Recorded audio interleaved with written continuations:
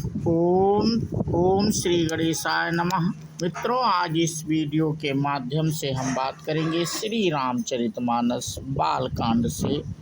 ये प्रसंग लिया है मित्रों, और इस कांड से भाग 69 आप लोगों से साझा कर चुके हैं, और आज भाग 79 साझा कर चुके हैं, और आज भाग 80 आप लोगों से साझा करेंगे। तो पिछले वीडियो में अपनी कथा हमने जहाँ पे समाप्त की थी, उसी के आगे की कथा आज इस वीडियो के माध्यम से साझा कर रहे हैं। तो बिना देरी के आज की कथा प्रारंभ करते हैं।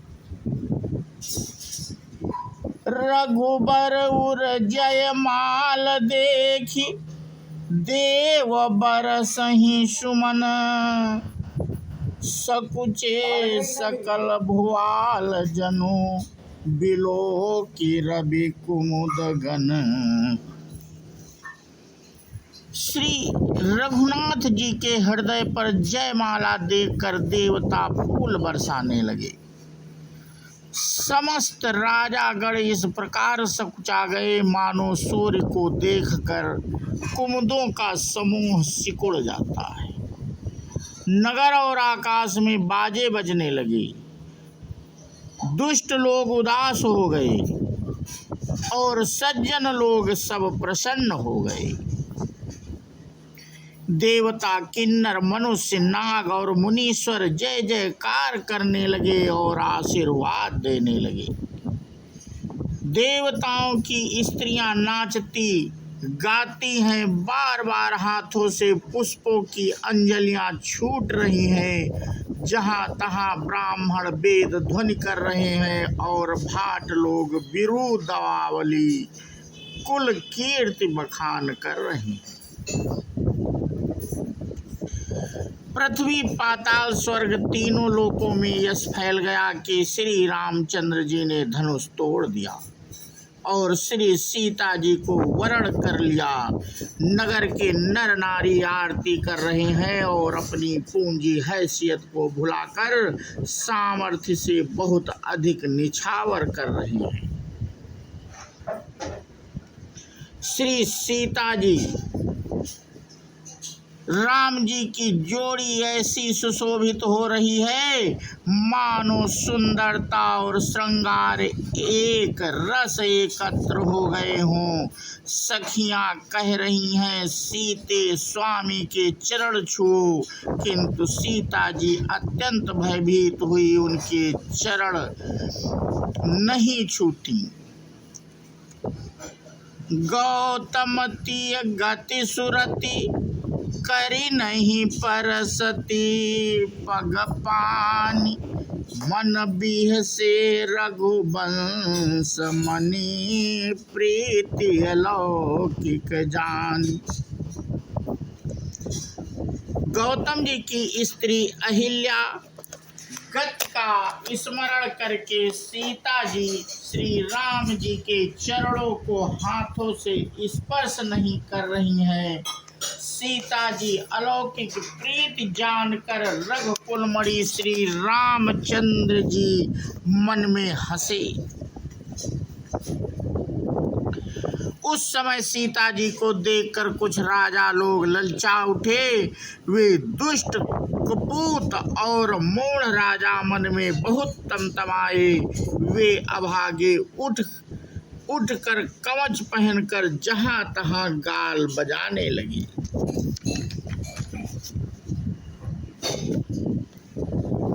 कोई कहते हैं सीता को छीन लो और दोनों राजकुमारों को पकड़कर बांध लो, धनुष तोड़ने से ही चाह नहीं सरेगी पूरी होगी। हमारे जीते जी राजकुमारी को कौन ब्याह सकता है?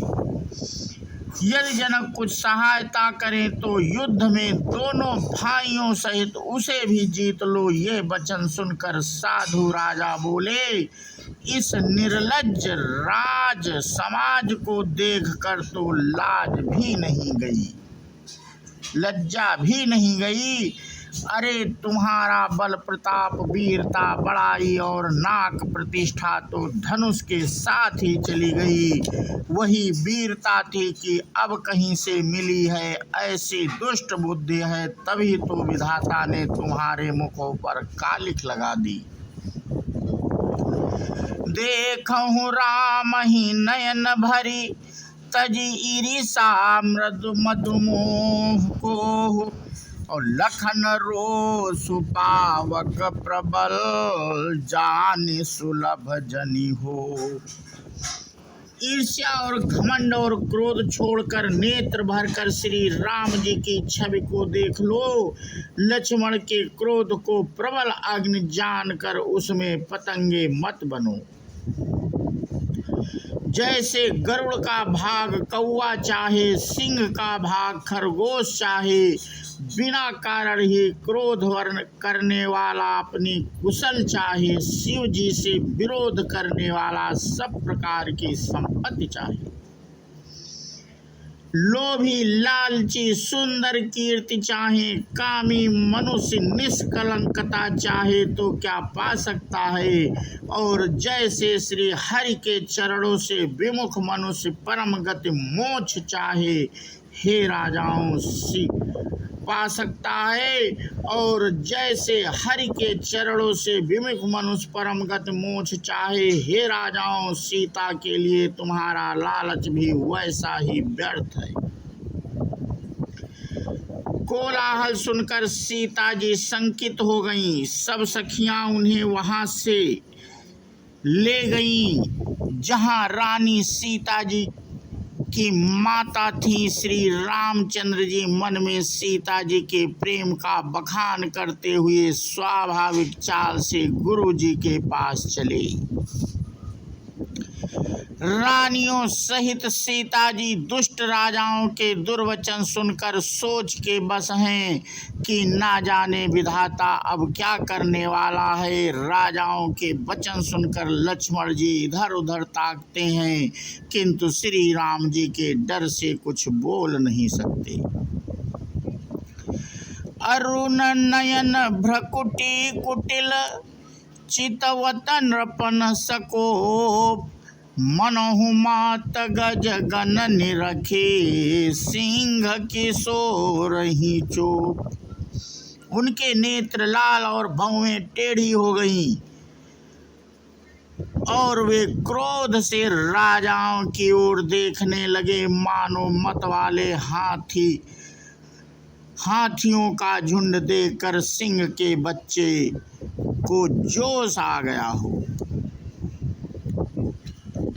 खलबली देखकर जनकपुर की स्त्रियां व्याकुल हो गईं और सब मिलकर राजाओं को गालियां देने लगीं। उसी मौके पर शिव जी के धनुष का टूटना सुनकर भृगुकुल रूपी कमल के सूर्य परशुराम जी आए। इन्हें देखकर सब राजा सकुचा गए, मानो बाज के झपटने पर बटेर लुक छिप गए हों।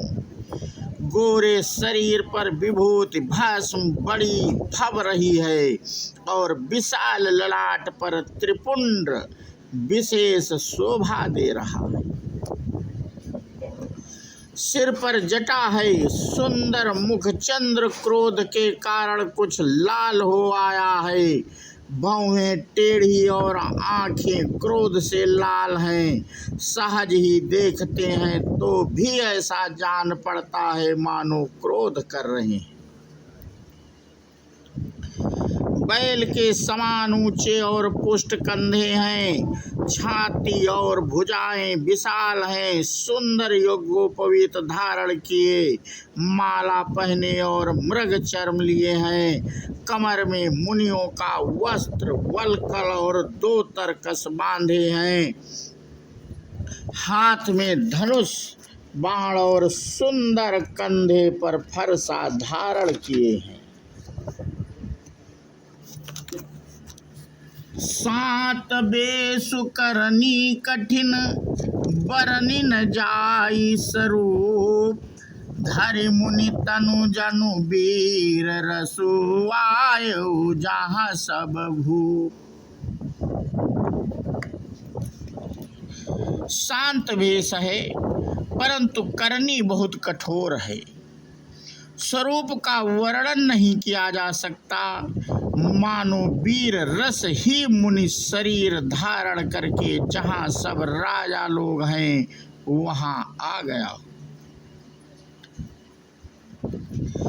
परशुराम जी का भयानक वेश देखकर सब राजा भय से व्याकुल हो उठे, उठ खड़े हुए और पिता सहित अपना नाम कह कह कर सब दंडवत प्रणाम करने लगे। परशुराम जी हित समझकर भी सहज ही जिसकी ओर देख लेते हैं वह समझता है मानो मेरी आयु पूरी हो गई। फिर जनक जी ने आकर सिर नवाया और सीता जी को बुलाकर प्रणाम कराया। परशुराम जी ने सीता जी को आशीर्वाद दिया। सखियां हर्षित हुईं और वहां अब अधिक देर ठहरना ठीक ना समझकर वे सयानी सखियां उनको अपनी मंडली में ले गईं। फिर विश्वामित्र जी आकर मिले और उन्होंने दोनों भाइयों को उनके चरण कमलों पर गिराया। विश्वामित्र जी ने कहा, ये राम और लक्ष्मण राजा दशरथ के पुत्र हैं। उनकी सुंदर जोड़ी देखकर परशुराम जी ने आशीर्वाद दिया। कामदेव के भी मद को छुड़ाने वाले श्री रामचंद्र जी के अपार रूप को देखकर उनके नेत्र थकित स्तंभित हो रहे। तो मित्रों, आज का प्रसंग हम यहीं पे समाप्त करते हैं और इसके आगे की कथा हम अपने अगले वीडियो के माध्यम से साझा करेंगे। बोलो सियावर रामचंद्र की जय, हनुमान जी की जय। जय हिंद, जय भारत, वंदे मातरम।